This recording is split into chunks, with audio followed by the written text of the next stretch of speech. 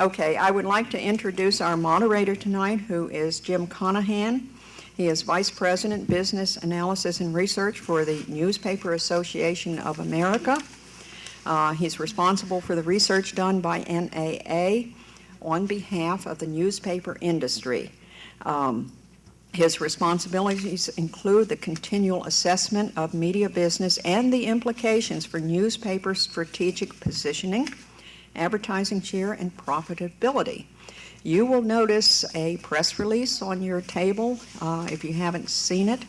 The breaking news today is that our own News and Messenger has been purchased by Berkshire Hathaway.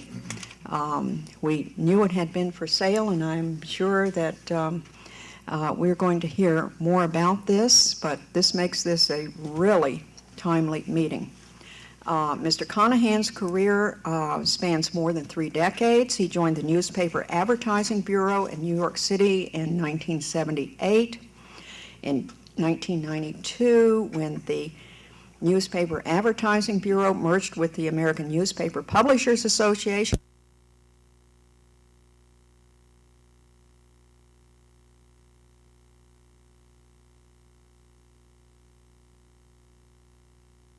newspapers and their multi-platform, and I think this is important. We're going to hear a lot about this tonight, businesses in the U.S. He's made a variety of presentations on media to organizations across the country. He regularly presents the industry overview, advertising outlook, and the forecast to the Wall Street community. Serves on the Media Rating Council, which sets standards for audience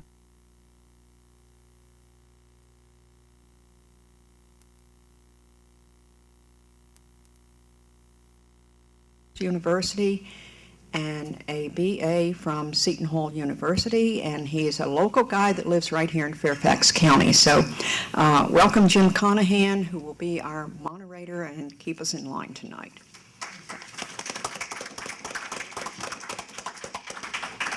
Thank you very much, and good evening, everyone. To answer the question tonight, how will we get our local news in 2017, we have 4 distinguished panelists to offer their opinions and insights.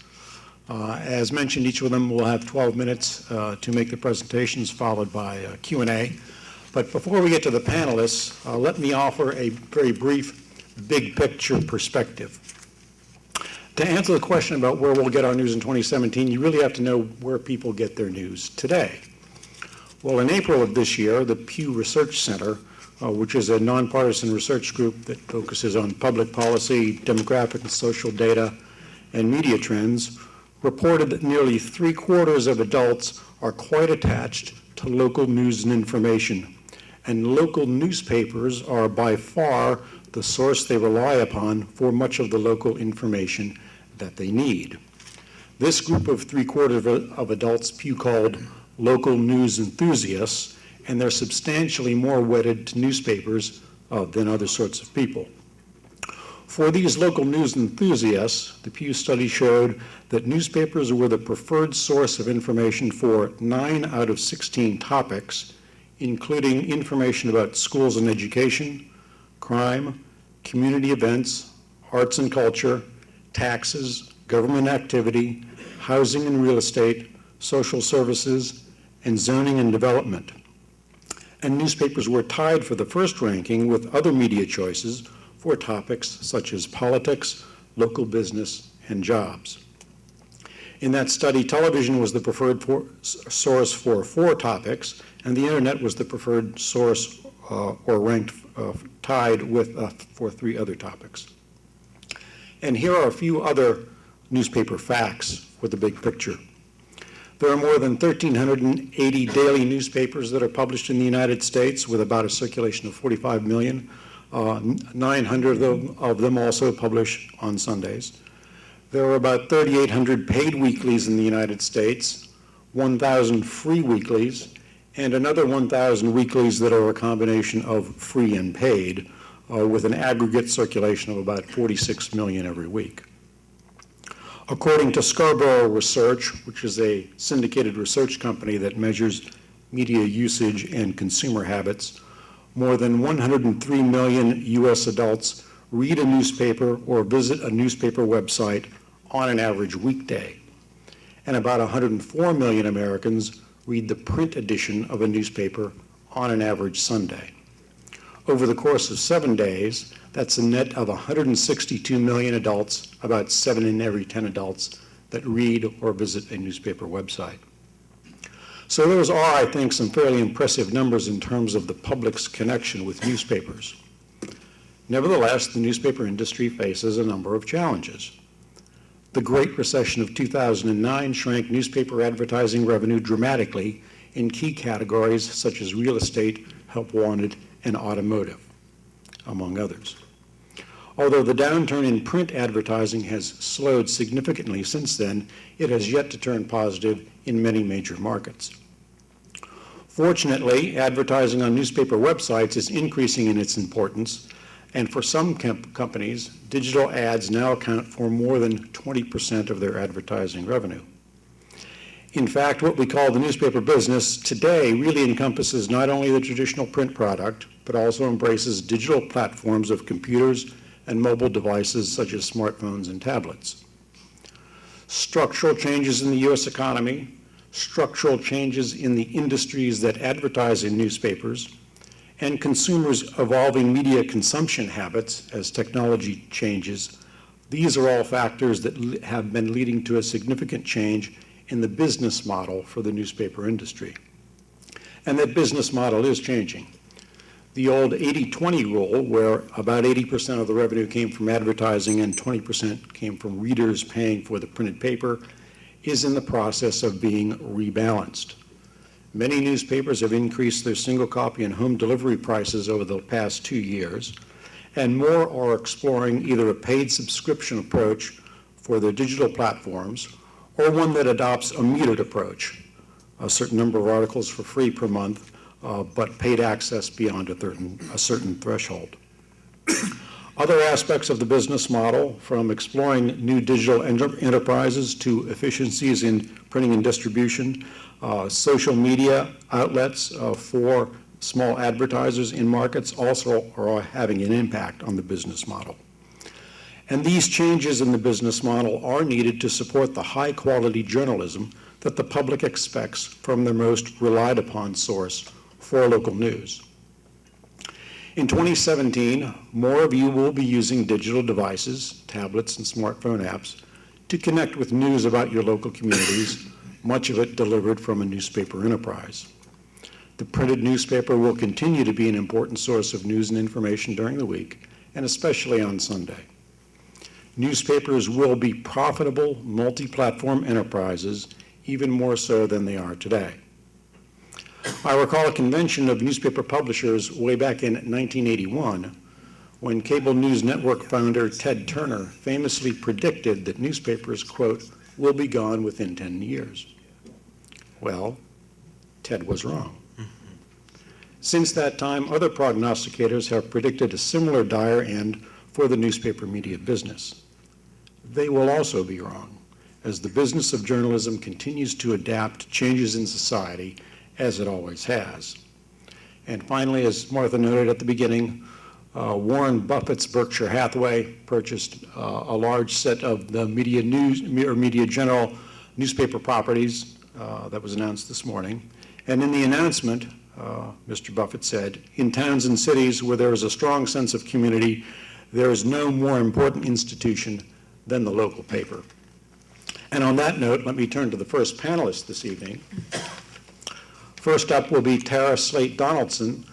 She served as managing editor of the Gainesville Times since the paper's launch in 2001. She's a VCU graduate and also has work experience with the Richmond Times-Dispatch, the Hopewell News, and the Prince William Daily Journal. Tara?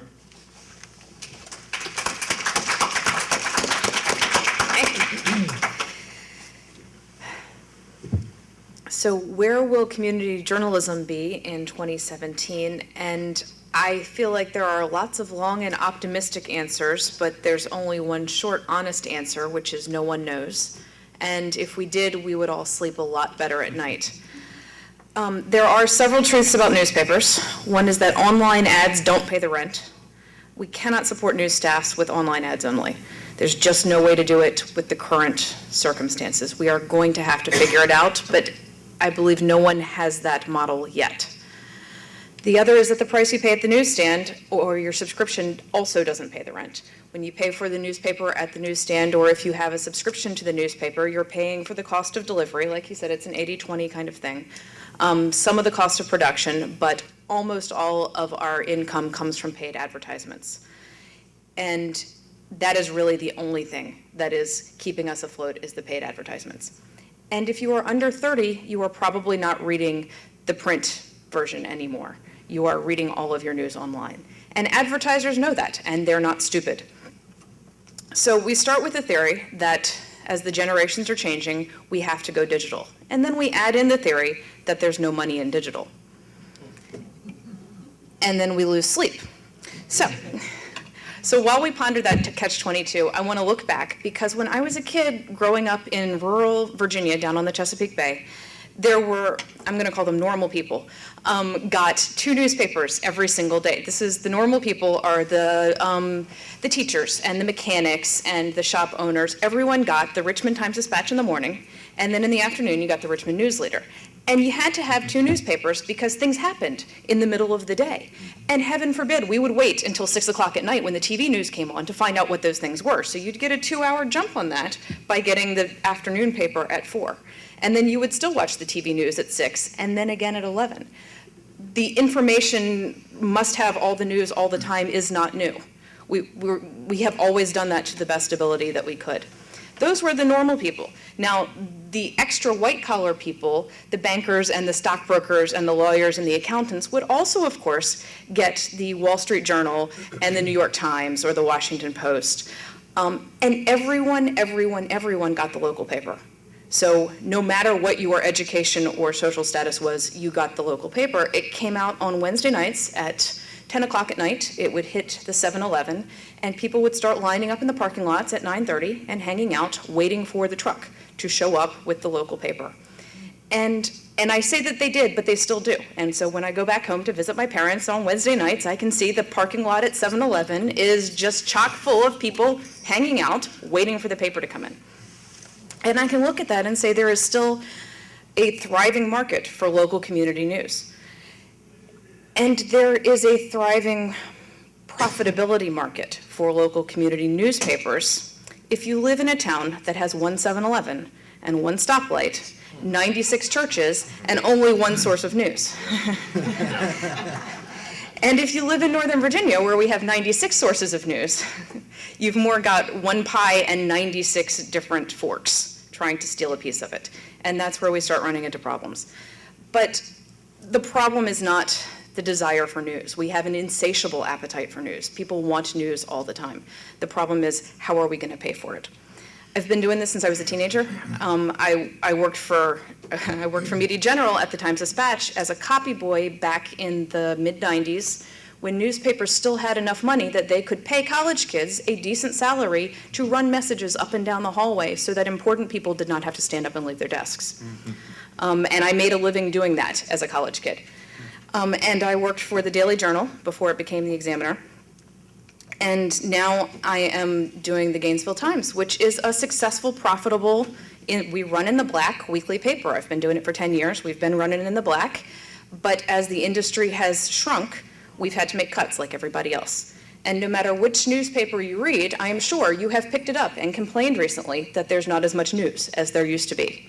Or it's all canned news that's coming in across feeds. Or there are not as many bylines. There are clearly, instead of having 27 different reporters, there's only 3 now. I don't care which newspaper you read. I know you have seen that in the last few years. It's happened to all of us. And again, it's not that people don't want the news. It's that they don't want to pay for it online. We expect our news online to be free. And there's a generation gap between who reads it online and who reads it in print.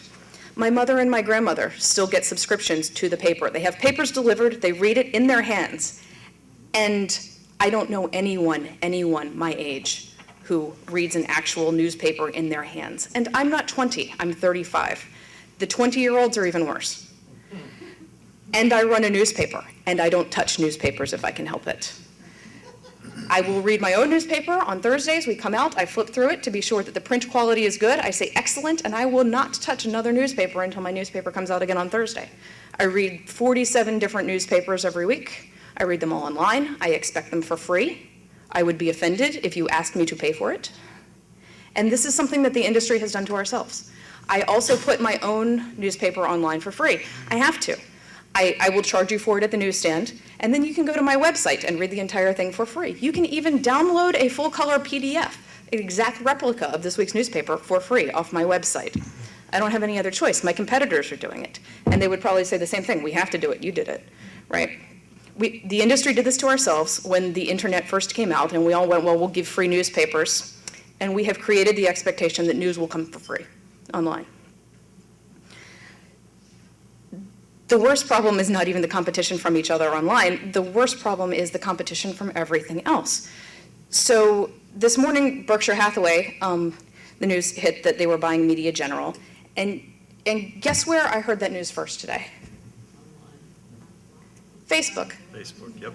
Facebook. Because my first source of news in the morning, my alarm goes off, I roll over, I grab my phone, and I check Facebook now as my first line source of news before I check anything else. I am a professional newspaper reporter, and my first source of news comes from Facebook.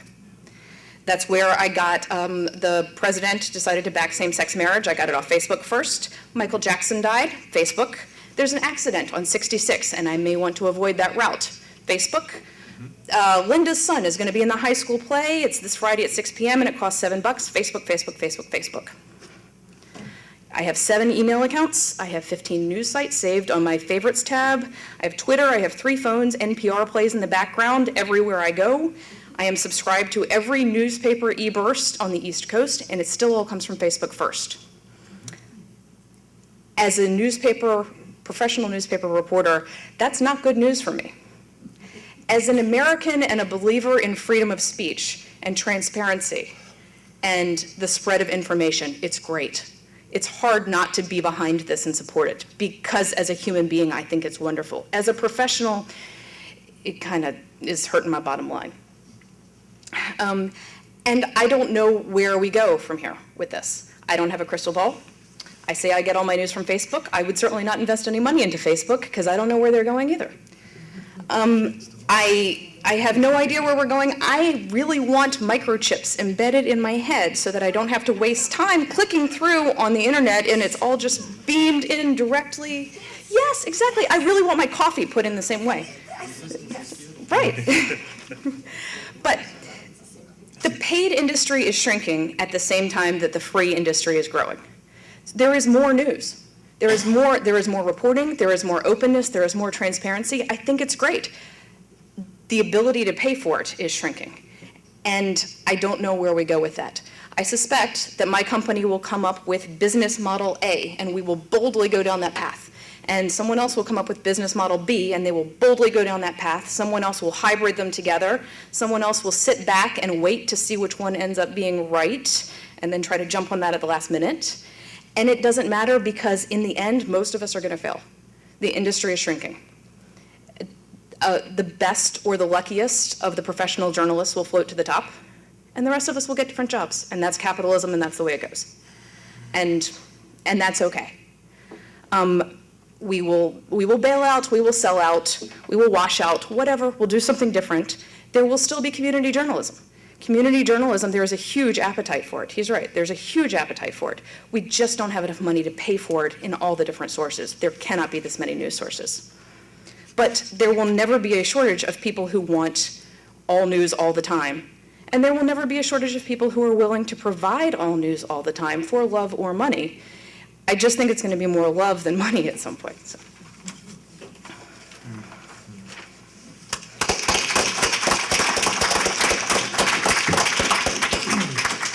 Thank you, Tara. Our next speaker will be Dan Telbach, who is Associate Regional Editor of Patch Northern Virginia and editor of the Fredericksburg Patch. He started his career in radio, also worked for some weekly newspapers out in the Shenandoah Valley. Also had a stint at the Winchester Star and was deputy editor of the Leesburg Today from 2003 to 2006. In November 2010, he became associate regional editor for the 12 patch sites of Northern Virginia from Fredericksburg all the way up to Reston. Dan? Glad to be here, and I feel the pain, big time. I'm going to, these thoughts and everything I'm going to say today are my own, and I'm not representing my company today in any way. I'm going to talk about a vision. It's not my vision, it's my mentor's vision, and it does sort of fit in what I'm doing today. But I'm going to probably speak in pieces because I worked really, really long hours today, and I'm a little tired, and I didn't have a whole lot of time putting this together, but I'm going to do my best. I see, first I forgot something. Yes, we had very good news today. Media General was bought by Berkshire Hathaway, and I have this quote by benchmark capital analyst Edward Antorino, I think it's Antorino, yeah. Berkshire Hathaway is clearly taking a vote of confidence in small town local newspapers. They didn't buy the big city newspaper Tampa Tribune, which is struggling. The future is in small town community news. I truly believe that. I also think that community news needs to go digital. It needs to be content-rich, local news websites, comprehensive local content. It needs to become the homepage for locals like you in the workforce. Advertisers are stymied by shrinking market penetration of the old media print products. Performance has deteriorated, layoffs. There's no focus on watchdog investigative journalism. It drives me crazy.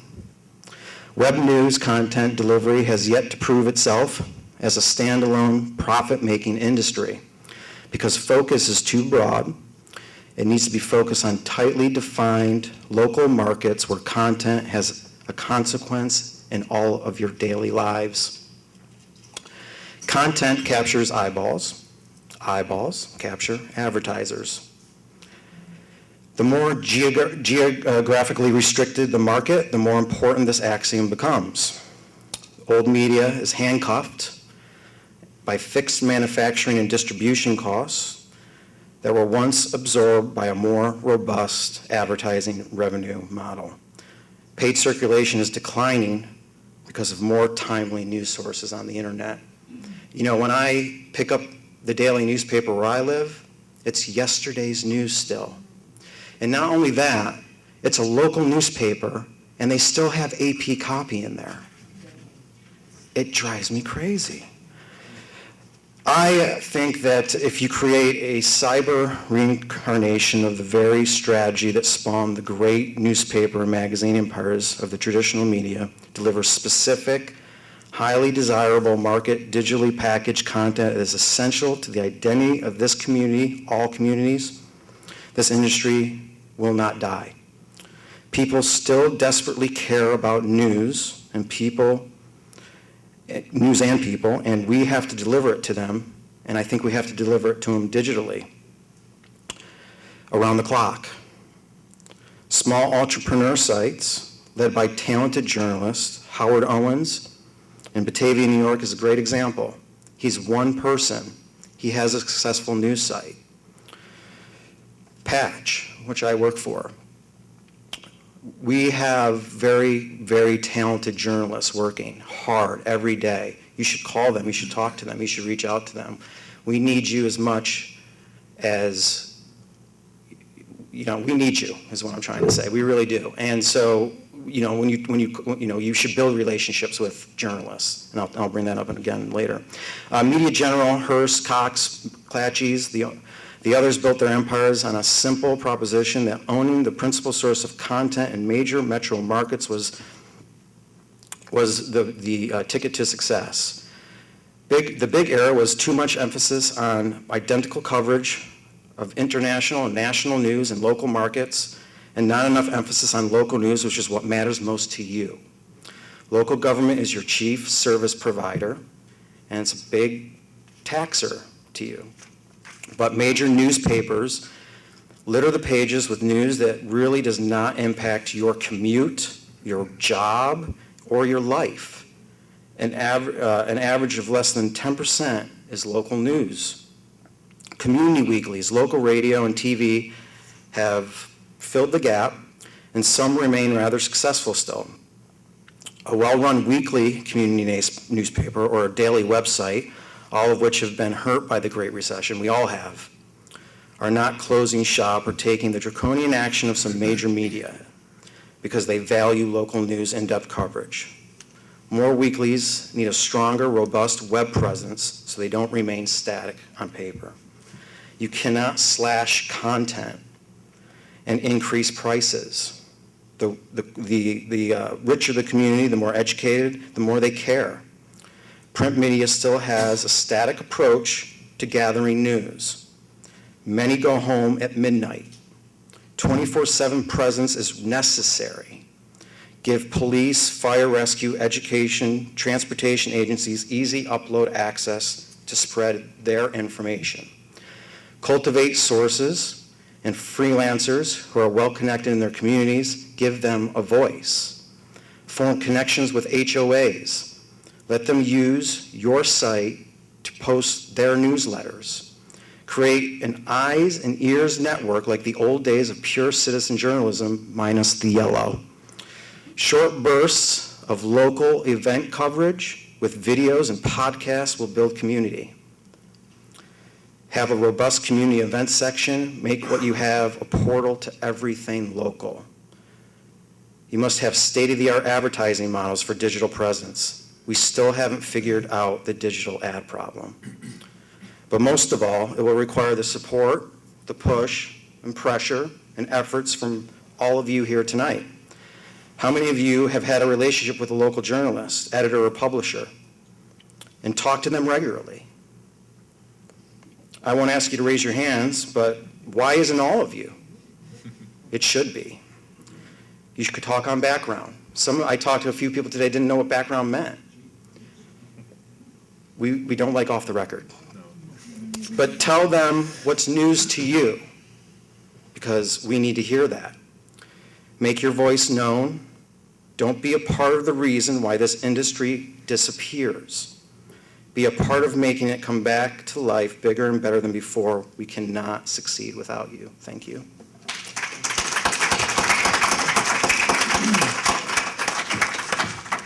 Thank you, Dan. Our third panelist this evening is Mark Tapscott, who was named executive editor of the Washington Examiner in March of 2012. He had previously been serving as editorial page editor since April 2006. As executive editor, he oversaw the daily work of the newspaper's special reporting team, and his byline can be found regularly on columns and blog posts on the newspaper's website. He also regularly appears on Fox News, MSNBC, CNN, and talk radio programs. Mark Tapscott is also a longtime member of the Investigative Reporters and Editors and is an advisory board member for the Franklin Center for Government and Public Integrity. He was an assistant managing editor for the Journal newspapers and the Washington Times between 1985 and 1999. Mark?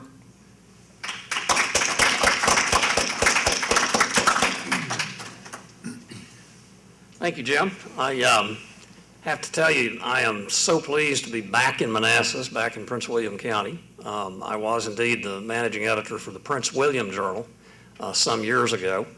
And I have to tell you that about 18 months that I had that job were among the most enjoyable that I have ever had, because my previous jobs in journalism had all been on national kinds of things. And I really developed very quickly an appreciation for the intensity and the importance of local news. It's where democracy starts, and it's where democracy is saved. I love being a journalist, and I'll tell you why I love to be a journalist. There's two reasons. Number one, because journalists are the only profession that the founders of this country thought was sufficiently important to give it a constitutional sanction. The only one. They didn't sanction professional politicians because professional politicians didn't exist back then. That's the first reason. The other reason is because, and I have this pretty new job I just got a couple of months ago as overseeing the Examiner's investigative team. We journalists get to be obnoxious, and people have to put up with us. Well, we hope they have to put up with us anyway. Journalism is newspapers. You know, we've had a rough go of it in the last decade. Technology has changed. Demographics of our customers have changed. Everything has changed. Some of it has changed for the better. I'm reminded of a preacher that was telling me that a 7-year-old boy came up to him after the sermon one Sunday, and said, "Preacher, I put my allowance for this week into your collection plate." And the preacher was touched by this as a 7-year-old kid, and he said, "Well, why in the world would you do that?" And he said, "Well, last week my daddy said you were the poorest preacher he's ever heard."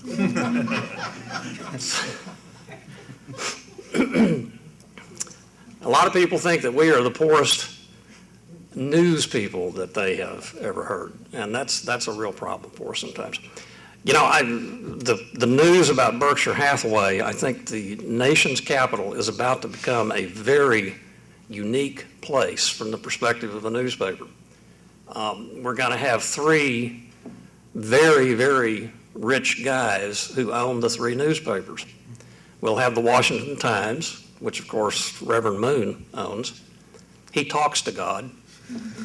We'll have the Washington Examiner, which is owned by Phil Anschutz, who has more money than God.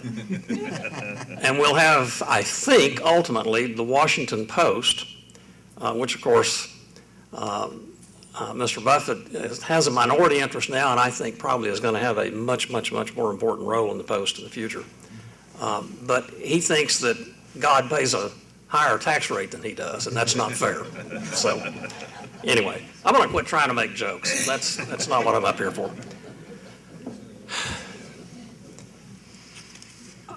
We hear an awful lot of doom and gloom among journalists, especially newspaper journalists, and there's a lot of justification for it. Literally thousands of jobs that existed 10 years ago in newsrooms don't exist now.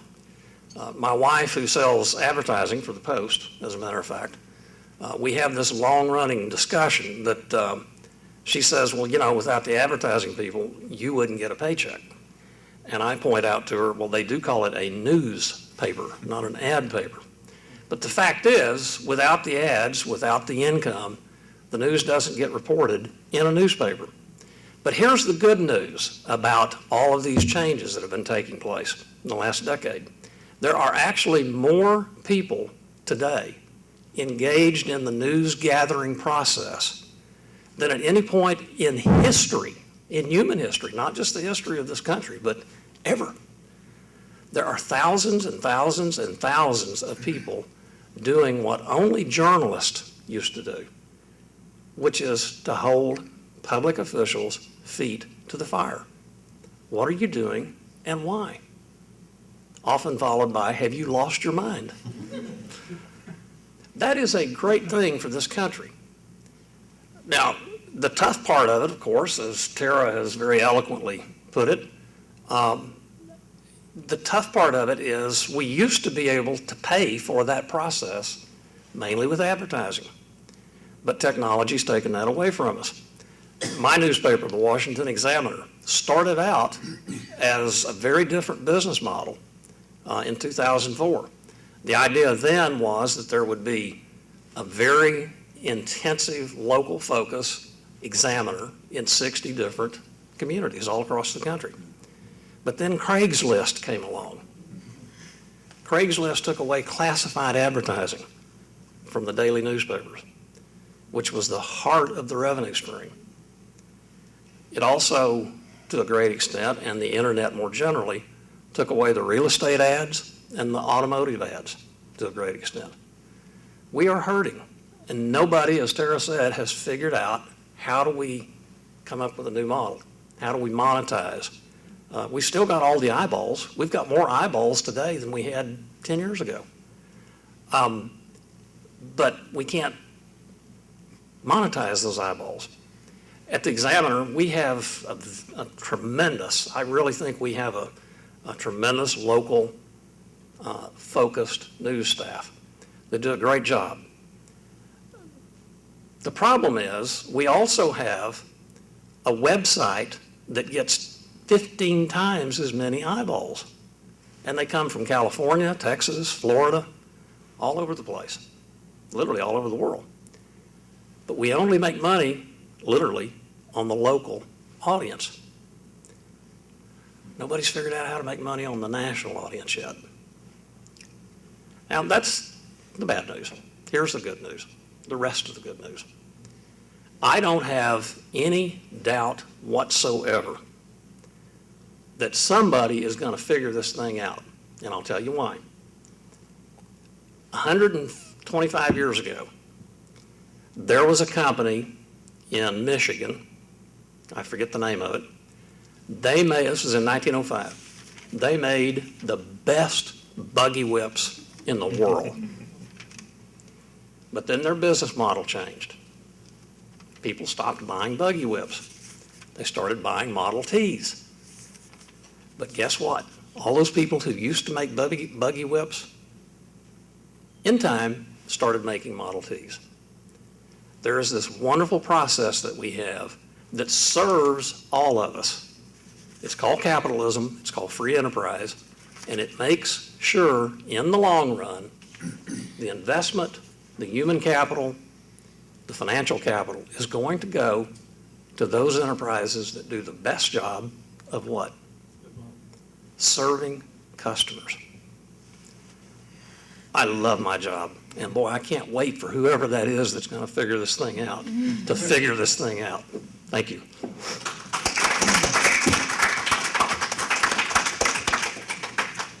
Thank you, Mark.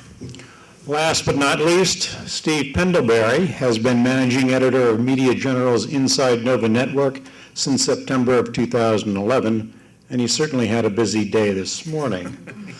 Inside Nova Network includes InsideNova.com, Inside Nova Weekly, the News and Messenger, the Stafford County Sun, PW Business Magazine, Belvoir Eagle, and Quantico Sentry. Previously, Steve had had a variety of positions with AOL News for 11 years, including executive producer, news director, and vice president of news and programming. Steve? Thank you.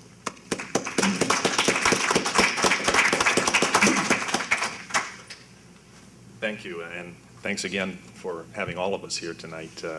It's been a great panel discussion so far, and I've got to say amen to all I've heard, because no matter what level we're on, we're all facing these same challenges. So, as you said, it's been a busy day around the newsroom. Woke up this morning, 8 o'clock. You heard it from Facebook. I did. I got it in an email.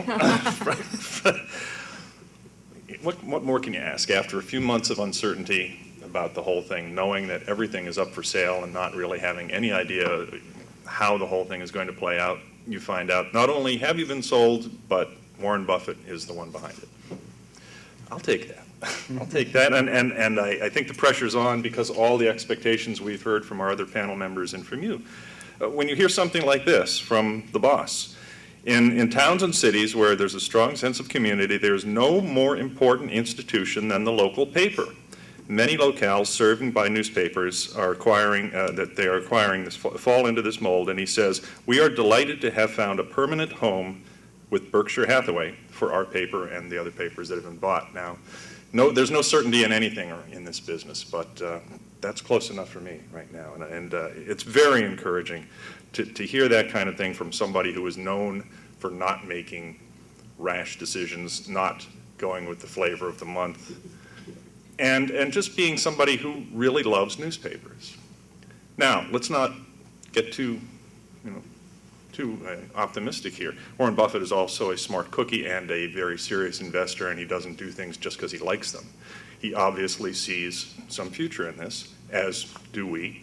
And we had two of the top executives come in this morning to visit us. One of the guys who will be running the operation that manages all of our papers, and I flat out asked him, "Everybody says newspapers are dying. You've heard it everywhere you go." And he says, "Yes." I say, "Well, why are you buying this?" He says, "We think it's a good investment." especially at this price. See, again, they're not dumb about this. In the old days, they might have had to pay more. But it worked out great for us, and I hope it's a reminder to everybody that works in this local news business of what the possibilities are, because Warren Buffett is a fan of newspapers, like several people in the room have told me already, and every place you go, I'm sure you hear the same thing.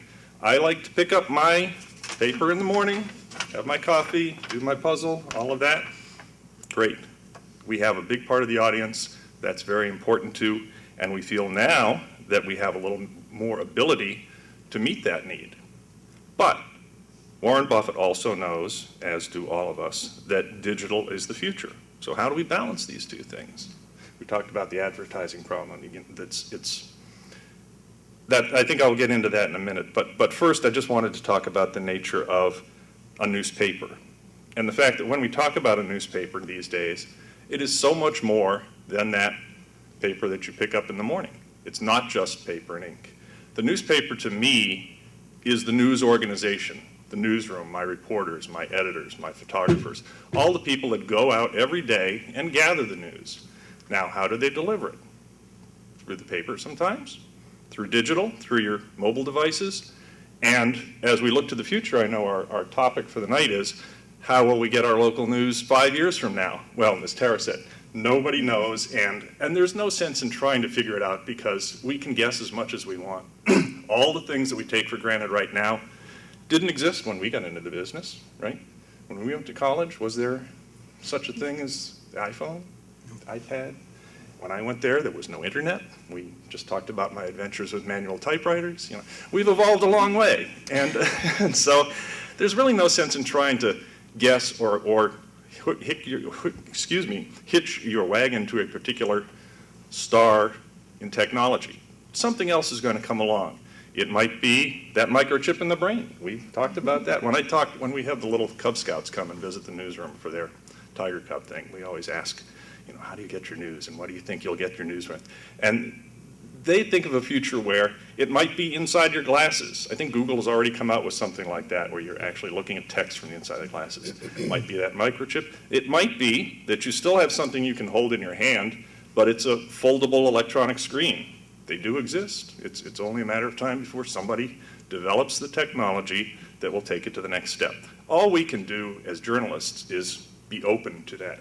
Just look at the opportunities, be aware of what's out there, and see how we can make it work for us. More importantly, how do we make it work for our audience? How do we make it work for the readers? That's the key to all of this. Because, we know people have an attachment to the physical paper. In this last General Assembly, and I think this has been going on for several years now, there was a controversy over whether public notices, legal notices, should be required to be put in the newspaper, aside from putting them, say, online in some form.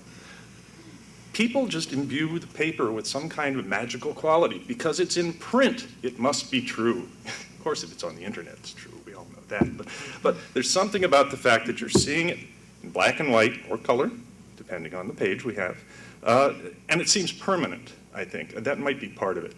That because everything else electronic seems so transitory, changes from minute to minute to minute, because that's the expectation for that medium.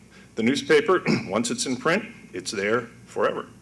Well, that's fine, and we understand that, but as we spoke before, as soon as that newspaper comes out, and whether it's a weekly or whether it's a daily, even whether, we talked about the days of the afternoon paper, which I remember as well, whatever is in that paper is only news up to the point where that was printed. If the earthquake happens 10 minutes after that, nobody's going to be talking about what's in that newspaper. They're going to want to know what's happening right now. So how do we get that information to them? Very important information. Could be life-saving information, literally. It has to be done through a variety of ways, but digital is the future. That said, when we look at the future, the only way we can figure out what's going to happen next is take our cues from the past, and we've all talked about our childhoods and remembering what it was like then. Well, what did we see? We saw that the content was always there, it was just delivered in different ways. I think as the content, we talked about records. Content is sort of analog to me. Digital is the future. It's kind of cold and it's yes, no. Analog is more human. Analog is what local news is. It's that personal connection. It's the nuances. It's knowing your audience and knowing what they're looking for and how you respond to that. And strangely enough, the digital part helps us do that. You mentioned Facebook, and Facebook is such a huge piece of the puzzle for us. I don't know if this can be translated to every news operation, but for us, it's our prime connection to the audience. It's the way for all of the readers to help us know what's going on, and for us to instantly know how they're responding to what's going on and what we're reporting, what they're helping us report. We've had, I can't tell you the number of times where we've had something's happening far off in the county, no way we're going to get a reporter there. It's going to take, well, depending on the traffic, you guessed. But we're not going to get there. Somebody with a cell phone or a camera is there, and we'll post it on a Facebook page. It's like having reporters everywhere. Now, you know, we're not going to put in the paper exactly what they said until we're able to confirm this. You know, this is where the journalism comes into it. But it's a tip line for, you know, it's just unbelievable the access that you can have to information and then to see what's going, you know, what's resonating with people and what isn't. We were speaking at dinner about how the story about school funding, teacher pay, you know, this controversy that's been going on, it was clear to us immediately that this was going to be a big story just because of what we were reading from coming in from Facebook and in the comments on our website. So we didn't have to go out there and beat the bushes ourselves and say, oh, you know, there's something going on here. Now, fortunately, we're covering all those, the school board meetings and the county commission meetings, so we're aware of it. But the only way that we know how the public is really viscerally reacting to a story is to see this constant flow of back and forth, the debate that's going on within the Facebook page and within our comments page.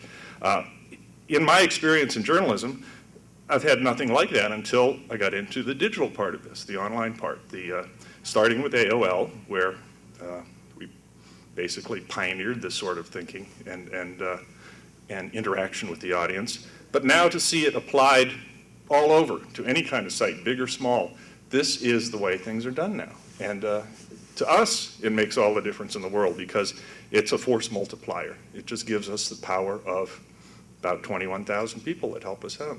So that's something that we have trouble with as far as figuring out, can it make us money? But at least in one sense, it helps us build traffic. It helps get people to our stories who might not otherwise go there through our website or through the mobile devices or something else. If they see it on Facebook, or even if one of their friends shares something with them on Facebook, we hope that will drive them to our story and maybe further into our website. All of this is good for traffic, but again, it's the how do we support this with the digital ads? Well, you know, that's not really my part of the business, but I certainly have my opinions, and I see my boss is not here tonight, so I may share more of them. But I think it's going to take a change of thinking, not just by our salespeople. That's one part of it. You really have to tell people, don't forget to sell the digital. It just doesn't come naturally to people who are used to selling newspaper ads all the time.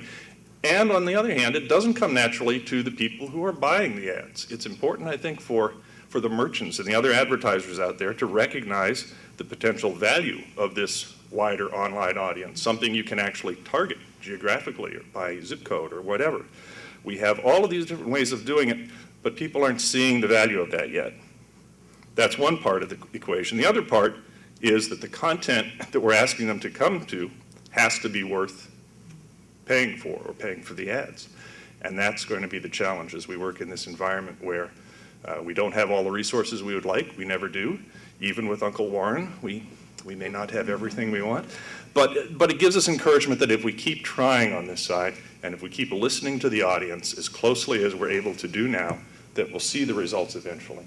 So we hope that all of you as readers of our local papers will be part of that as well. Okay.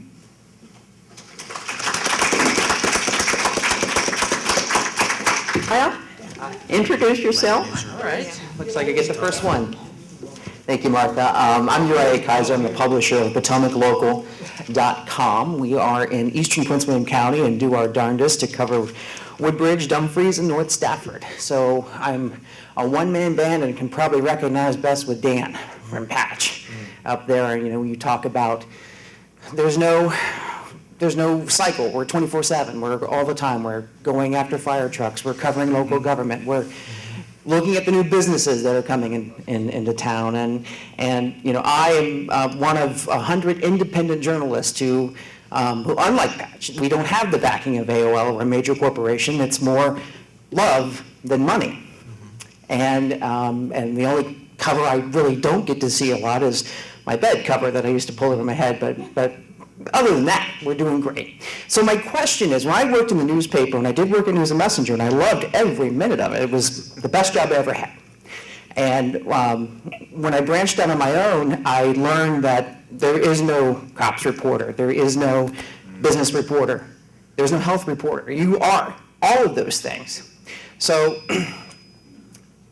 my question to, I guess, the traditional, and in some terms that they say in the digital world, and I hate to use this term, but a lot of the digital guys use it in our group, dead tree media. How can we better work together to build a stronger sense of community and be in more places at once and put our heads together and see how we really can bring better, more in-depth, more watchdog coverage, which is what our readers want. All of us. Who would like to take that? It would take a merge to do something like that, because yeah, that's a great question, and the only way I see it happening would be if you don't merge. Then, you know, the idea is to, like what you're doing, you need to be able to sort of scale it out with more than one person at a, you know, to do you know, the work that you're doing. So you need to build a team somehow, but really to work together, there'd have to be I can't think of how that could happen without a merger. And someone would, like what happened today, would have to keep on buying and pull all of it together. And then when you pull all of these mini sites together, you have all of those one or two journalists at each of those sites, and then you've got something that can cover a community a little bit better as a team. But working together when you're not in the same company and you're all fighting for the same dollars, I have no idea. You got to merge. We're in a very competitive industry, but I got the answer to your question. Before you write anything, before you post anything, call me. That's the spirit. Yeah. You're right. It's difficult to figure out how all of these one-man bands basically can work together in something that resembles a harmonious product, because, well, in the digital world, competitors can also be partners. They often are. But a lot of it involves traffic trades, making agreements that, for instance, you decide you want to corner the market on that section of the county that you've got right now. But is your audience interested in some news from other places? You know, we talked about examples of other people who are doing well and with very small resources. It would be good for anybody who hasn't seen it to take a look at the site Arl Now, which is the Arlington site. Again, at last I heard, it's still just that one guy doing it.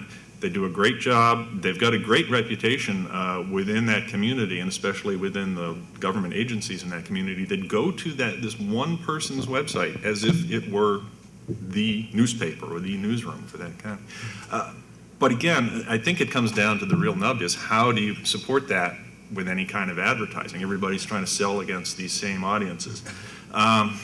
It might be a very slow process, but we're looking at the same kind of thing. How can we build up what essentially is a little mini local network of other sites that would otherwise be seen as competitors but really aren't in this kind of environment? You know, if we can crack the money situation on this, get that figured out. That might be a lot easier. In the meantime, though, looking to your audience, again, is a great way, as I say, to expand your abilities to do more. Rely on those folks to tell you what's going on. Use that social media aspect of what it is to just let them help you out. And even as we were saying, Patch in particular is big on having contributors do stories for the site.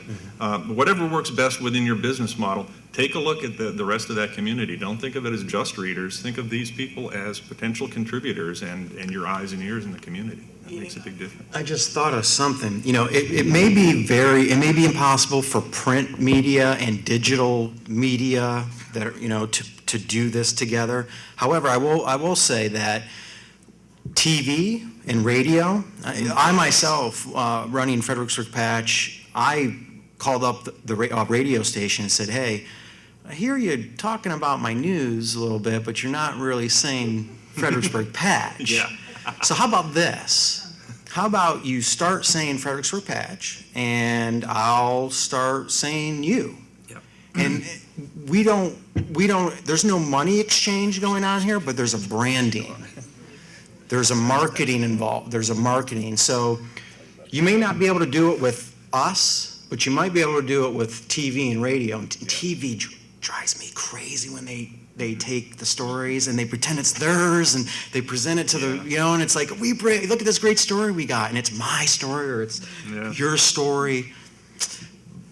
But, there's some agreements to be had there. And, Patch just announced, and I think it was in New York, that they have done that with a TV station. So that TV station is going to say, from blah, blah Patch. And there's an avenue. Yeah. I really like the idea, and piggybacking on what you said, WTOP is actually really good about it. They take all of our stories all the time. Finally, They yeah. don't ask. No. They just take them, but they But give you usually credit they'll for them, credit and them they've or link started back now to even us. on their Yeah. website, they'll link back to you. Very So we important. go, yes, Link free back. advertising for us. Yeah. As far as the online, I like the idea of partnering a dead tree paper with an online paper, because our specialty is in print. And that's changing more as we're getting younger people in, but there are fewer younger people coming in. So we are more of a static industry in print, trying to also put out an online product. So I think for us, partnering with someone whose specialty is an online product would be great, because we could say, okay, yeah, create that sense of community where people can contribute and post their own blogs and their own videos and their own. We can do it, but we're not good at it. And online-only sites are good at it. And I could see a partnership. What I don't see is what's in that for you, because I see lots of that in it for me. Yeah. But I don't know why you would want to do that. But if you figure out why you want to do that, come find me, 'cause I like it. Other questions from the floor? Thanks, Martha. Jim Young, Potomac District. I'm not a journalist. I was a columnist for 7 years and managed to not get myself sued in that period, so I guess I achieved something. My question is this. When I saw the news this morning, I'm a subscriber to the News and Messenger and have been for 20 years because I'm on the eastern end of the county. But when I saw the news this morning that Warren Buffett had bought Media General, my first response was possibly that he may lose his reputation as the Oracle of Omaha, given the current situation. And like Tara, I come from a small town with a handy mart, not a 7-Eleven, and one red light. We're big time. Two now, in central Pennsylvania, with one newspaper covering a lot of towns.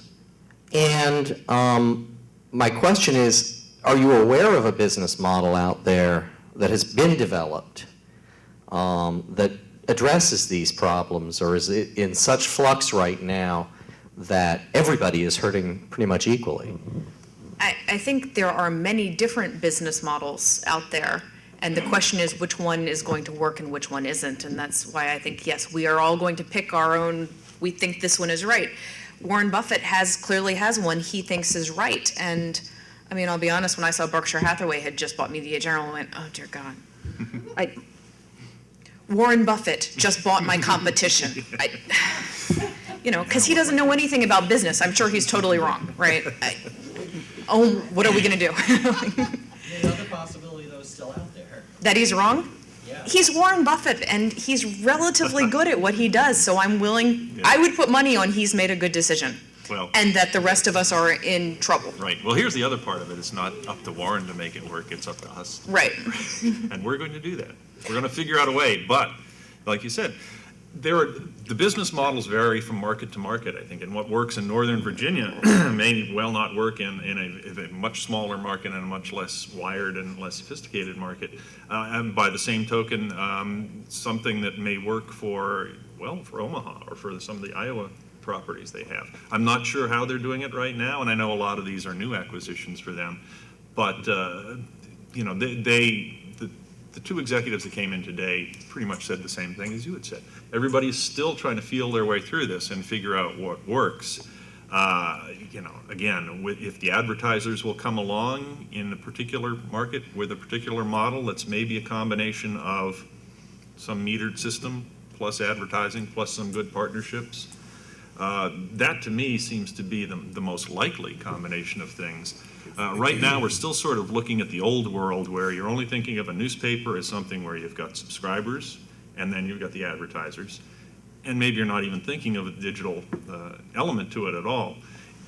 You find that right combination of all those pieces, because I think we all agree that the printed paper isn't going to go away anytime soon, if for no other reason than that's the main driver of the ad revenue.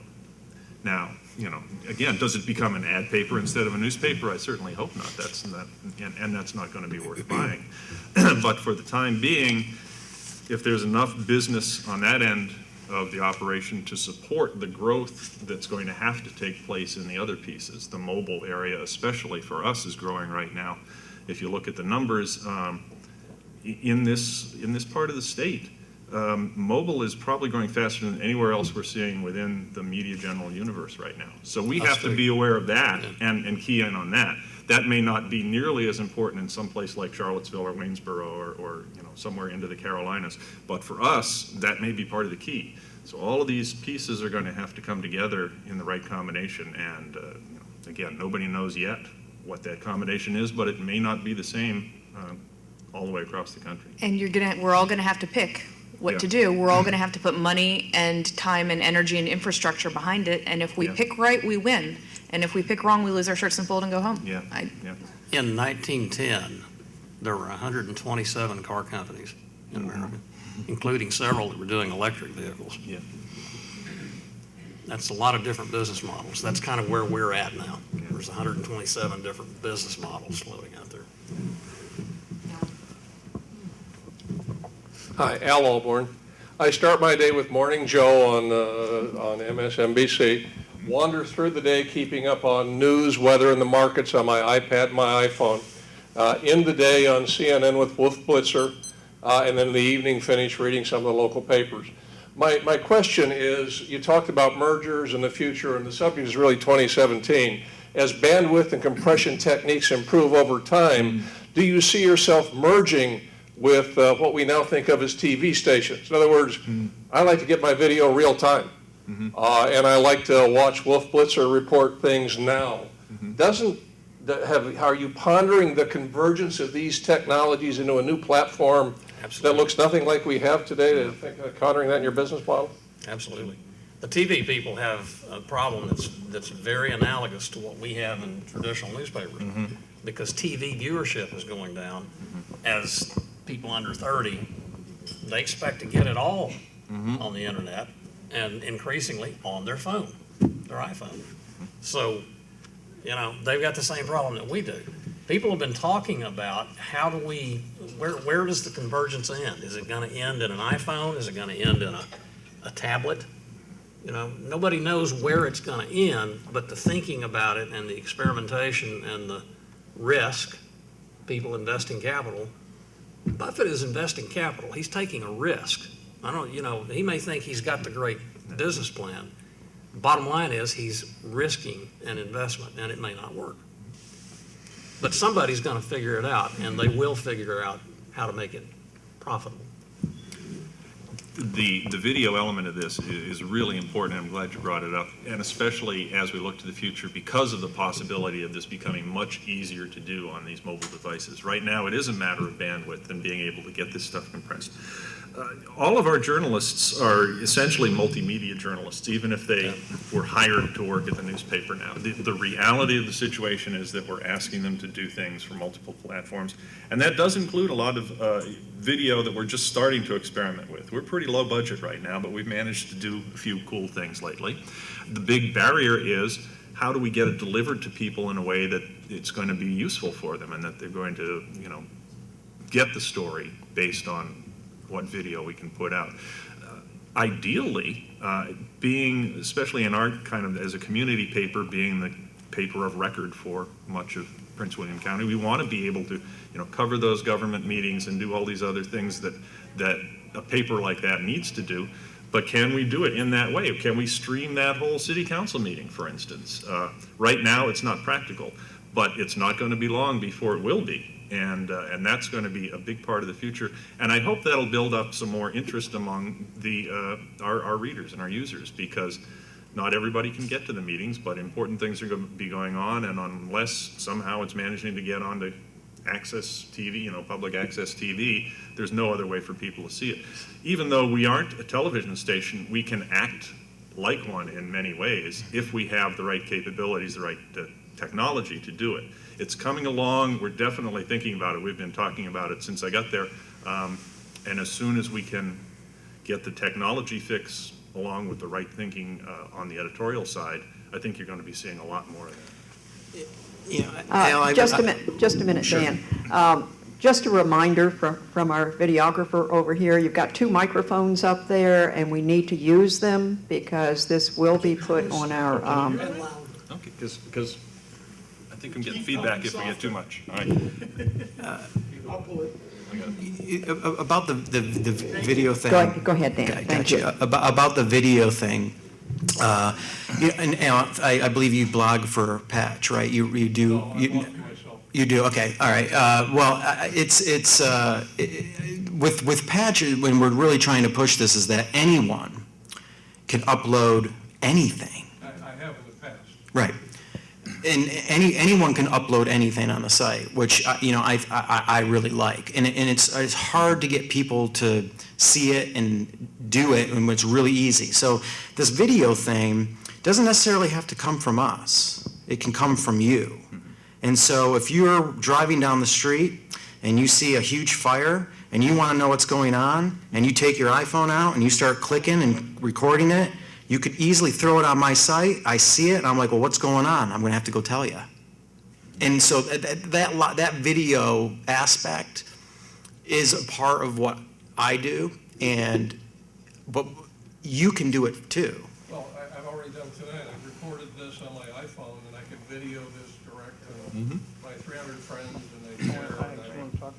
It's across the internet for free. Right. And our challenge is getting the brand recognition to get you to put it on each of our That's right. respective sites instead of putting it on YouTube and just linking it over to your Facebook Right. friends. That's what we're all thinking. Yes, so, we're so going post to. it on our site. Can I have it? Don't send it to him. Send it to me. Yeah. Actually, and that's where Facebook comes in again as a really useful tool for all of us as journalists and online journalists, because it's much easier for you to put something up on Facebook right now, and it's very useful for us to at least be able to see it then. If we really want it badly enough, we're going to get in touch with you and say, hey, can we have that video file, and we'll stick it in our CMS and we'll get it up. But just the fact that it's easy enough for you to get it on that page is a really important first step for us. Okay, we have a question over here from our pro. Actually, what you don't know is I'm a member of the board of directors of Fairfax Public Access, which is the largest public access television station in the country in terms of budget, technology, and otherwise. And we have done just exactly what you're talking about, the hybrid with the news organizations. And something as simple as this one laptop I have here is running a full studio. It's virtual. I could put anything behind you, in front of you, around you. People wouldn't know that.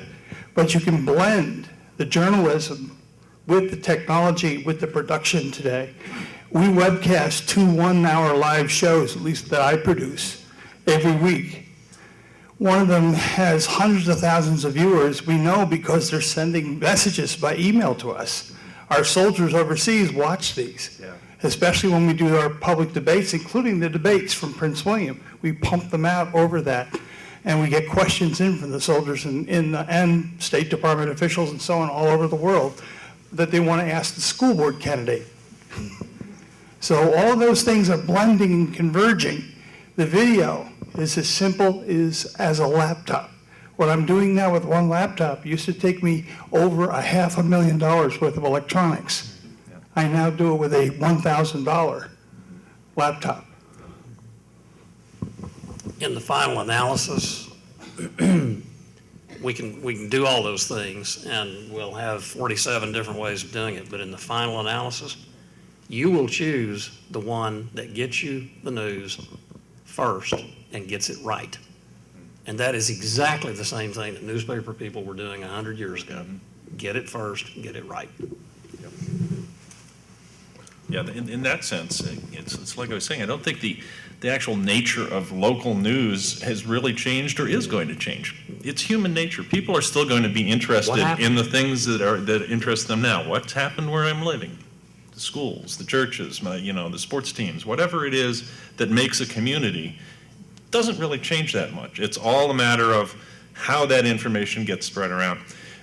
I love it when we get comments about things like, and it's usually on what you would think would be the silliest little stories, or a traffic report or something, but it's something that saved somebody an inconvenience or given them, what was it the other night? It was just when there was a bad storm rolling through the other night.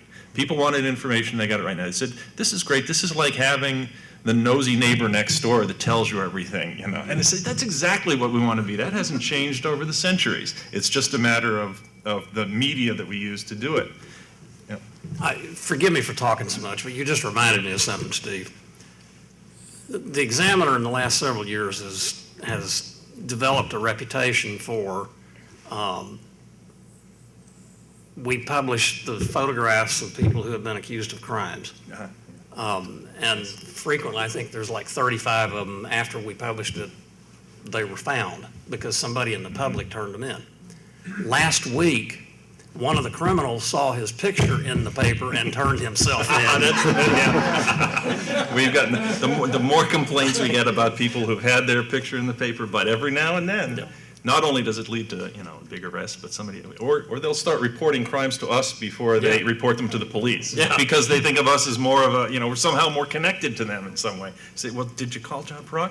No, not yet. Well, please tell him, and then come to us. Another question from the floor. Yes, Jack Kuyumji in the Occoquan Magisterial District.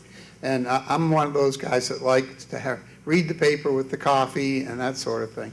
But my 3 daughters are all connected on their iPhones. They're very real time. It's an incredible experience. But the thought occurred to me is with the different news media that we have, how does the vetting, that is the editorial function, the quality control, translate to these other products that we have, and just your thoughts in that venue for the consumer confidence of going to these other outlets and knowing that somehow the journalism, the editorial function, the quality control somehow is translating into these as well. That's a great question. Your thoughts. I can tell you that for us personally, our quality control on our website is not as good as our quality control for the newspaper. So a lot of times you'll read stories in the Gainesville Times on our raw feed online. They haven't been edited yet. I have control over what is posted. So you cannot, as a citizen, post anything you want. You can send it to me and I will post it. But my reporter has access to it, and he can write his story, and I trust him. He's been working for me for 8 years. He writes good stuff, but it may be full of typos when it goes up online. So he will put it online, and he will send it to me at the same time, and I will edit it and put it in the newspaper. And I will send it to my editor, and he will also edit. So it'll go through 2 edits usually before it hits the newspaper. It doesn't necessarily get edited at all before it goes online. That is a problem that we have had with staffing. Just as we've contracted, we've had to cut back somewhere, and what we've said is the online edition does not have the same reputation of, it's not that same black and white paper of record situation as your print edition. We are not as careful online. A fascinating thing about what I've noticed watching the growth of online news is how many times readers correct me and find my grammatical errors that I don't catch and all of that stuff, and even factual errors. I do make mistakes. We all do. And I'm not one of those that has thin skin, and if I make a mistake, I'll own up to it. And I've had readers come right out, and I'm a little edgy, but I'm kind of an edgy journalist. And if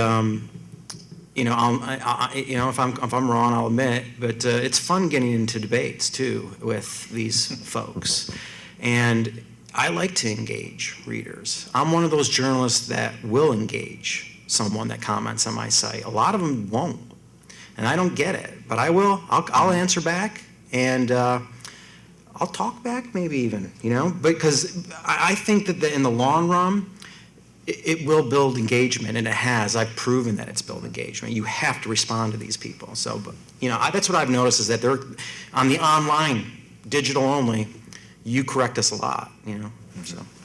That's a very good point. But I will say within our operation, the same people who are doing the reporting for the newspaper side are doing the reporting for the online side. So the raw material is coming from the same sources, which I hope is reassuring. There is a matter of partly, as you said, the personnel. If you have enough people to edit, it may get edited. The other is speed, of course. We want to be, as you said, get it first, but first get it right. Well, sometimes we err a little bit on the get it first side, or just the fact that we know the audience is waiting, we put it out there. And as Dan said, we will hear immediately if there is any kind of problem with that story. Fortunately, it's easy to correct online. We do respond back. I mean, we don't want to get into debates with our users, but we want people to feel that they're being heard. And so we want them to know that, yes, okay, thank you for letting us know that. We'll fix that up. I think that in the end, we're all going to make mistakes, but by doing that, that helps build up a little more sense of confidence in the final product. Now, by the time it gets into the newspaper, generally, it's been able to go through 2 or 3 iterations. It gets edited within our shop here, as well as in the central editing facility that we have down in Lynchburg, which is actually laying out all the papers and right now and then sending them to Richmond, where they are printed and then trucked up here. It's the least efficient process you can imagine, but at least it gets a lot of eyes on the paper. So we feel like that helps with quality control. It's always a balance of speed versus perfection in the copy when it comes to the online side, but because we're using the same people for all of it, it gives us a little better quality control. Well, all I can say is, if it's in the Washington Examiner print edition or online, it's right. That's right. No Lucky. Another question from the floor? Yes, A.J. Jones from the Gainesville District. I'm a consumer, not a producer of news, thank goodness. When I look at the news, I look at it for 2 things. One is to affect decision-making. I don't use the news to do too much of that, but most of it is for another value. I'll call it an intrinsic value that I get from the news. And I think that's what most people get, their interest. When you talk, and since you know that, and that's what's made the print media successful, when you attempt to transfer this into the other forms of production, if you will, are you going to lose that intrinsic value of the news? And are you doing something synonymous, like speeding up terminal cancer? Boy, what an optimistic question. I hope not. Well, again, I can speak, in our case, mostly the same stories that, as I say, are going to be in the paper are the ones that are online, plus some others that really are just very spot news sort of things, may not be important by the time nighttime rolls around for deadline. It's more of, here's some useful information for those of you who are online during the day who might need to know this bit. Whether it gets into the paper or not, depends. But the big stories are the same ones on both platforms. To us, the online part gives us a little more ability to help tell the stories and to give them even more context than what we can provide in the paper. One of the things that we like to do whenever we can is to have some other sort of multimedia element that helps tell the story. Well, my favorite example from the week was the air show out of Manassas at the airport this past weekend. Sure, we wrote a nice story about it, we had some good pictures, but what do you want to see at an air show? You want to see airplanes flying, right? Go out there with the video camera. Managed to get myself flying with the aerobatics team that was out there. So if you go on the site, you'll see me in a little plane trying not to throw up as we go around in circles like this. But it helps give you a sense of what was it like to be there at the show that you can't possibly do in print, even with the best writing and best photography that you can do on that. So we like to say, what else can the digital side of the operation do that our print can't do, and make that the extra that will help to drive people to that. Now, and so I'm hoping that that's not taking away from the value of the story and all, and in fact is adding to the value of the story. So that's what we aim for in a lot of these cases. Guys, do you want to weigh in on that? We do something similar with our online site, and we are not as multimedia and digital as Inside Nova.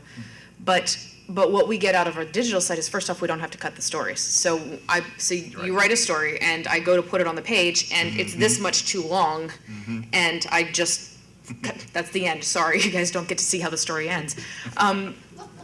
But it's all on the online site. So the online version may be full of typos, but you've got much more background, you've got much more depth. You've also got lots of news that was not fit to print, just because it wasn't that important. Like you said, the school's been evacuated. There's been a funny smell at the school. The school's been evacuated, and now it's still, and all the kids are here and there, and parents can call, and we update, and by the end of the day, it was nothing. Right. And I'm a weekly paper, so 4 days later, I don't care. It's not going in print, right? We do a lot of that online. We do a lot of press releases online. Anyone sends me a press release, sure, I'll put it online. They don't all make it into print. I don't have that much print space. Right. And then in order to keep people looking at the newspaper, we put stuff in the newspaper that doesn't go online. We don't have as many pictures online. So, you want fabulous pictures of the football game that got the football game story in one picture. If you want to see your kid's picture, you probably have to pick up the print edition. We've got people notes online, who made the honor roll, who's been accepted to college, stuff like that. All of those only go in the print edition, mostly because the amount of time it takes to put them online is just tedious, and I run out of energy at some point, and not everything goes online. But Yeah, that point though about you don't really realize this until you have to do a newspaper yourself. And strangely enough, in all my years, this is the first job I've had where we've had to produce a physical newspaper. Everything else has been wire service, radio, online, everything. What you learn is you don't have all the space you want to work with. And you are basically told each day by the people that are putting the ads in, all right, here's what we sold, you fill up the rest with the news. If you've got more than fits there, you're going to have to find another place to put it because it's going to cost too much for the extra page, the extra ink, the extra delivery, all of these things. It's a funny, I never thought of the business in this way, but it's a commodity that you're trying to produce, and there is a cost to each one of those newspapers that goes out. Digitally, there is not. You can put that page, you make that page, and it doesn't cost you anything more to have 1 million people look at it than it does to have one person look at it. But online, in print, you have a certain amount of space to work with, and that's it. And if you want to put more, online is the key. Yeah. Do more. Coming up, say, with these graduations, we're not going to be able to list every kid who graduates in the paper. We might do it online if we have the energy. I won't promise that, but that's the kind of option that we have given the other media that we can use. yeah, and I think, I don't know if you can see this or not, but this is what most of us get when we go to lay out the newspaper. Yeah. It's a big square of paper, and they've drawn ads in all over the bottom, and what you get is whatever's left. And there's no arguing that. Right. There's no no, take some of those ads off. And Add 3 extra pages. And they call it a dummy. Yes, this is the dummy. And you get what you get, and if the ad was color, you get to put a picture in color, and if the ad was black and white, you don't get color on this page. Yeah. And that's just The business. how it goes, yes. And if you run out of space, you run out of space, and just cut something Yep. very quickly. Don't cut it well, cut it really fast, because now you're on deadline. Right. I got lost. There's a vehicle fire over here. I'm getting texts, Somebody posted on the site. I just got an email from one of my local editors. They need me to edit something, so I got kind of lost in the conversation. I apologize. AJ, your question was very good, and I shouldn't admit this, but I love digital. I just love digital because it's unlimited in terms of what we can do for people like you. We've got a story, we posted a story this morning about the General Services Administration spending millions and millions and millions of dollars every year to lease space that nobody in the government uses. And this came out of a spreadsheet of 2,300 leases that they have all over the country. Without digital, we can tell you the story about it, but we can't show you the data from which we got the story. With digital, we embed the spreadsheet, the very same one that we looked at, so that you can look at it. And then you can decide, well, is that a good story, or did these guys miss something? Or are they BSing me, And that's the kind of engagement in the process, the news process, that you just can't do with print. With digital, you can. And, that frankly, that's the reason I get up in the morning, is to be able to go to the newsroom and to do that kind of thing. Forget it, I get excited about stuff. I do think we run the risk with digital, and I find myself doing this, is I think that part of our job as newspaper professional journalists is to filter out the news and filter out things you don't care about. So you could go to the County Board of Supervisors website and click on and watch that entire 6-hour Board of Supervisors meeting. Part of my job is to keep you from having to do that. We do it so you don't have to. Exactly. So yes, exactly. I can filter out that. I can filter out the zoning administration meeting, and I can explain it in English in this much, so you don't have to learn zoning text amendments. And I think that's part of our job, and we have to be careful in digital that we don't get too excited by our unlimited space and just throw everything we have on there. I thought everybody loved to read zoning text amendments. I really do. I get excited by it, but I don't think everyone does. When I left print and went to digital, I really did enjoy the opportunity to write more in depth and not have the editor come back to my desk and say, take a look at this and see if this is okay, and have so much cut out of the story. It would, and then get the phone call from whoever I write about, say, well, why did you take, what I said in this and that, and why did you take it out? With digital, I've now granted, I write a lot every day and every week, but I am able to write long form stories and in-depth stories, and they do very well on my site, and they do very well on all of our sites when we're able to do it. So, and I like to investigate things. So, I like the digital format. I love the digital format too, and I think it works really well for the type of journalism that I want to do, because there is more room, and if it's a good story, you'll read it. Other questions from the Okay. floor?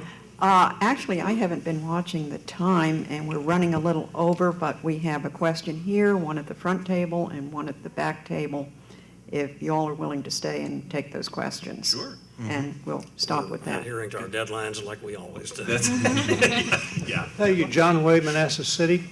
I have a question about the basic mission and contribution of local news reporting. I've heard a lot of talk tonight about speed, 24/7 operation, things changing in 2 hours, but not too much discussion about the value and useful information published. I'll give you an example, an invented example. Let's say a guy in a car driving down the street in downtown Manassas, hits a pothole, flips out the car, is killed. Now, there's a flashy news story. But the real story is, what the heck is the matter with the road maintenance in the city of Manassas? Right. And that's the kind of thing where I'd like to hear you talk a little bit more about how you're going to make substantive contributions to information, not just facts. Thank you. Well, I kind of brought it up a little bit earlier. We aren't perfect, and we forget to do things like that, but you can call and say, hey, what about that pothole?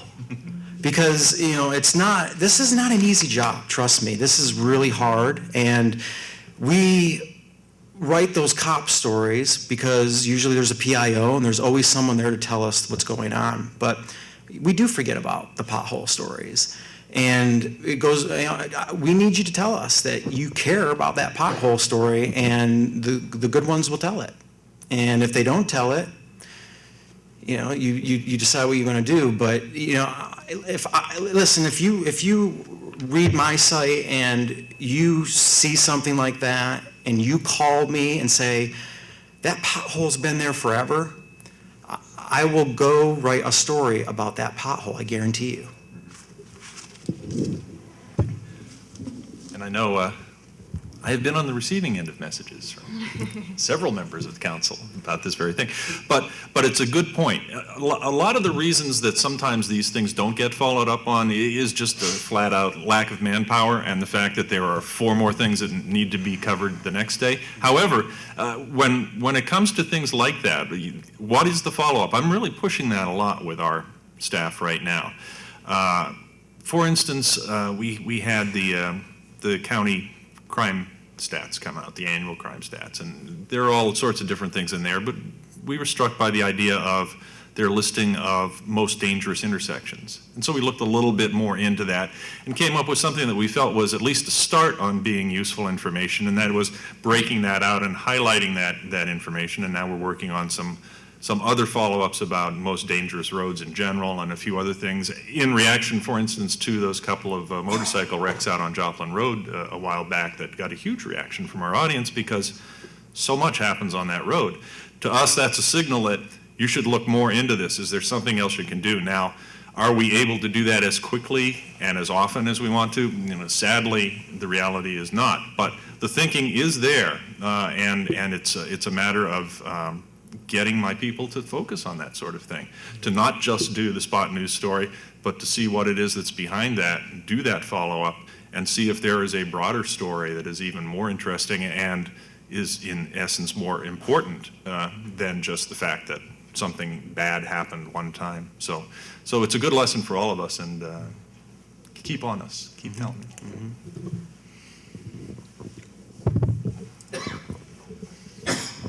Yes, Carol Noggle from the Gainesville District, and I just wanted to go back to something Mr. Pendlebury said about public notices and the legislation to try to reduce the requirement for that, and I think that it was reversed, it wasn't successful. Yeah, they didn't do it again this year. Right, But so. it always comes up. It's Comes up, always well, that's what I was wondering, do you see a role of legislation, or is it really going to stick for having local newspapers publish that? I think that local newspapers are powerful enough politically with their legislators that will keep fighting that one back. I know they lobby hard on it all the time. I don't want it to be cast so much as an economic matter, although there is that element to it. We make some revenue from running these ads, but that's a very small piece of the whole puzzle. It really is the fact that, at least the way things stand now, we know a lot of people look to the paper for those things. And there is that sense of permanence, or at least officialness of some sort. It was printed in the paper. Now, in the long run, again, if we're looking at 2017 or beyond, who knows? There may be an even better way to do it that comes up in the meantime that satisfies everybody's needs. But I think in this case, you're going to see the Virginia Press Association and all of the related organizations continuing to fight for that, just because nothing has really changed that makes it, any more valuable to put it on a website that somebody might not know to go to look for, than at least the fact that people know that the legal notices are in the paper. So that's where they look for them. We'd be glad to put them online, and that happens occasionally as well. But we don't want to abdicate that responsibility to some other entity than your local news organization. And a law like that is coming at such a horrible time for the industry, because although it's not really about the money, it is about knowledge and letting you know what's going on, it still is such a horrible time to come up with something like that. And maybe in 10 years we can handle it, but the print media can handle it, but it's just a horrible time to even consider that. It's also, we don't get them, I need to be clear, because they only have to put them in one paper of record, and you get them and we Right. don't. We And I'd be don't, happy yeah. for them to take them away from you and. Right, it just has to be and someplace. That would be fine Yeah. with me. And that's But, okay. I mean, it is Sorry about it is a that. reputational blow to the newspaper Yeah. to say that you don't have to have them in the newspaper anymore. The newspapers are the historical record. You see online sites, they may or may not be archiving their anything Yeah. ever. The newspapers, you can go to the library and pull the newspapers and the records for the last 200 years. And in terms of internet and connectivity, my office is in Fauquier County. There is much of Fauquier County that still has no internet. That's, you know, true, yeah. that's not even to mention our newspaper out in Culpeper. There is much of the state that does not have, you know, internet. So we're here and we do, but It's tough. You can't get a signal. We have one final question here. Brianna? Hi, good evening. Brianna Altman. I'm in the Occoquan District. My question is about investigative journalism. You guys do a great job in the local stuff, but I really miss the days of Watergate investigative journalism. don't we all? Yeah. Is that a thing of the past? No, absolutely Am I going to not. have to rely on my blogger friends like Al to do that for us? I mean, what's going to happen? Investigative journalism, there is more investigative journalism being done right now than there was when Bob Woodward was in diapers. And it's because of people like Al. Yeah. It's because of thousands and thousands and thousands of bloggers and citizen journalists. But that's having a very interesting effect on newspapers and professional media people.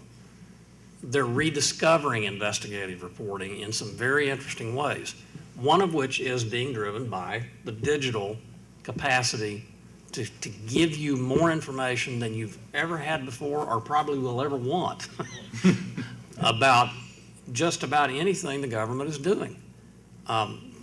That's my job. You know, I got 3 reporters that's all we do is investigative reporting. The Washington Times has 7 of them doing it. The Washington Post has 14 the last time I counted, the money bags. Yeah. You know, it's not dying, it's getting healthier. It's also shrinking, I think. There are fewer, so my newspaper is put out by 2 people. I am 90% of them.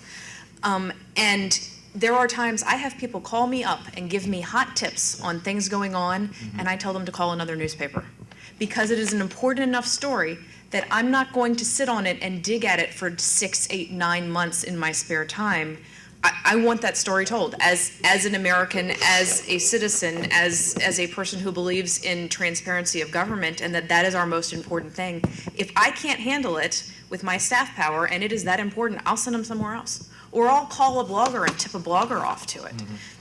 I just can't handle, there's only but so much we can handle with our manpower, and in different places we've just shrunk that way. Yeah, same thing here. To do investigative journalism right is a very labor-intensive sort of undertaking. If you can't devote the resources to do it correctly, it's best not to do it at all and get it wrong, because these are the stories that, it's, you know, these are the things that can actually change policy and lives and everything else. However, that's not to say we're not going to do it when we can. It's always something that you hope you can do. Where it falls in the day's, you know, schedule of events or the priorities as we kind of triage what's happening depends. It's always something that you want to aspire to, and it's also something that requires some specialized training for the reporters who are doing it. Just because you're a reporter doesn't mean you're an investigative reporter, and the ones who think they are and sort of strike out on their own often do a disservice to all of us. So we have to be careful about it, but I do feel like, especially on the local level, there isn't enough of it, and I wish there could be more, and I hope because of some of the things, as for instance what's happened today, maybe there will be more resources for that. It's something that we always aspire to. We want to do it right, though, and I think that's really the key. When we do it, it needs to be done the right way. I think that's probably why we all got into journalism. Yeah. Yes, we're keeping people honest. This is what you dreamed about in college, and then you actually get the job, and you're like, And I only have 2 people working for me. That's right. No, I grew up with the whole Woodward and Bernstein when Yeah. I was getting into the business, and I have yet to sit in the Library of Congress dome and look up and get that shot, so. I sometimes scare young reporters by pointing out to them, there are 2 kinds of investigative reporters in the world, those who have been sued for libel and those who will be sued for libel. Yeah, this has certainly been very informative, and I want to ask our moderator if he has some final comments for us. Well, I think this has been a very stimulating discussion this evening. I have actually a list of about a dozen questions I'd like to ask, but since we're out of time, let me pass on this opportunity. And let's have a round of applause for our panelists.